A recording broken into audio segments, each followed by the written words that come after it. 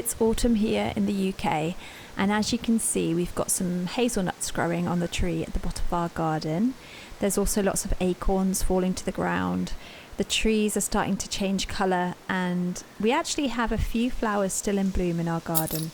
But we are enjoying some crisper mornings and warm drinks. And as we start a new academic year, I wanted to share with you our home ed space, which is actually in our dining room.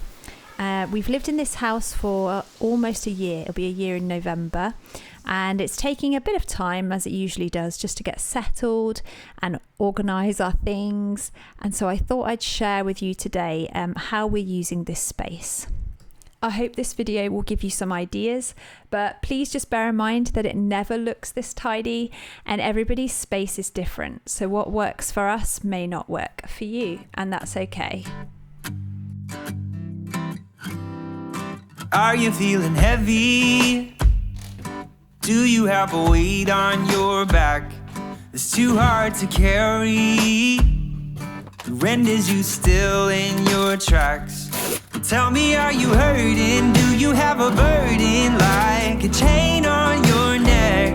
Well, let me tell you something. You don't have to live like that. No, one soul could never make it alone. But if we all stand together, then we're stronger than one.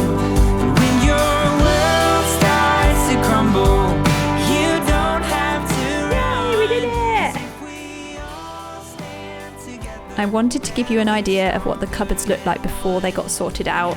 This cupboard here is where I store the books we use most frequently.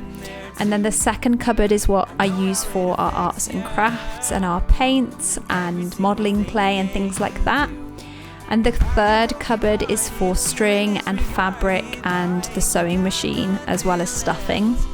And then this cupboard here had all our stationery in, and I decided to move the stationery out of there into the trolley.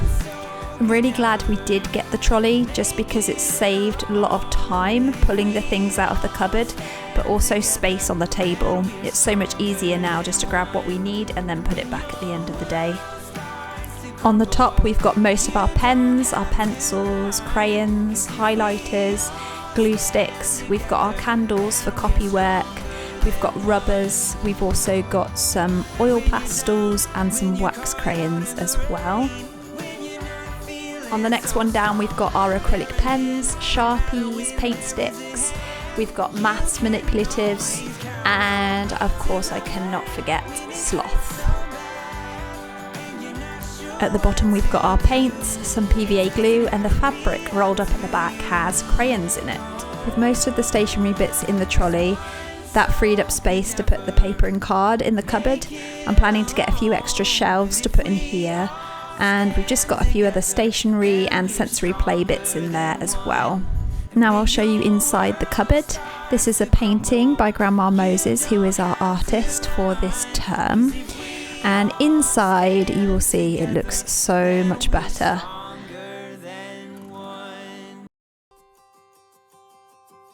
On the top shelf are most of the books that we'll be using for language arts most days, as well as the folders, which there's one for each subject. I've tried to make things a bit easier to find this year. And then the blue folder, I will pull out the sheets that we'll need for each subject for that week, and they will go in the blue folder ready to just pull out and go.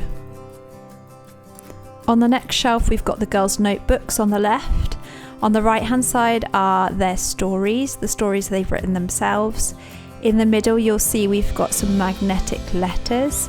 There's a box of Numicon above the letters, and then the two trays, the purple one and the pink one, have other maths manipulatives in as well. On the bottom shelf are books and curriculum that we'll be using during the week, as well as the girls' folders with their paperwork in.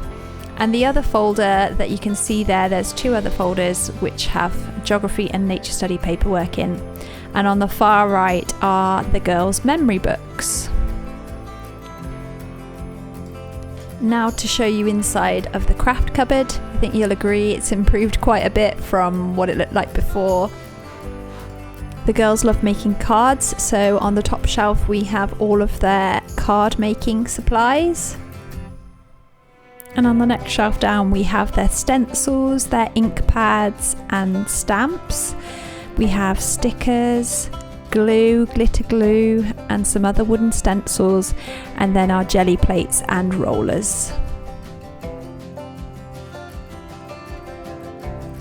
On the bottom shelf we've got some colouring books and activity books, a couple of scrapbooks, some paints, and then in the box there you can see some projects that we've not finished yet. One looks like a chicken leg. We've got some pipe cleaners and painting by numbers as well. As you'll see, this cupboard is very much as it was before. I'd actually sorted this one out before filming, so it looks very much the same. If you've got this far in the video, thank you for sticking around and for watching. And if you liked the content, please do give it a like and subscribe if you've not already to see more home education content. If you've got any questions or comments, please do write them below. I'd love to hear from you. And I look forward to seeing you in another video very soon.